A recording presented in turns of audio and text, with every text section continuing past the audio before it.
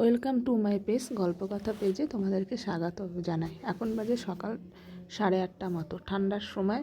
তা আমি একটুখানি আমাদের ছাদে এসেছি একটুখানি গায়ে রোদ লাগাতে। দেখো ছাদ থেকে বাইরের দিকটা আমাদের একতলার দিকটা দেখাচ্ছি। দেখো কি সুন্দর সকালবেলা। আর শীতের সময় একটু রোদ গায়ে না লাগলে ভালো লাগে না। আর এই দেখো আমার বাবা কত সুপারি গাছ লাগিয়েছে। ওই দিকটা সুপারি গাছ, নারকেল গাছ, কলা গাছ এগুলো লাগিয়েছে। তো সকালবেলা একটুখানি যেহেতু ছাদে ছিলাম একটু ভিডিও করলাম, তারপরে কাজ বাজগুলো সেরে এবার রান্না করতে এসেছি। আজকে রান্না অনেক কিছুই হবে। তা প্রথমে লাউ শাক করবো বলে কড়াইতে তেল দিয়ে নিলাম। তেলটা গরম হলে তার মধ্যে 5 ফোড়ন দিয়ে নিচ্ছি। 5 ফোড়ন দিয়ে নিলাম কড়াইতে, তারপরে একটু পেঁয়াজ দিয়ে নিলাম।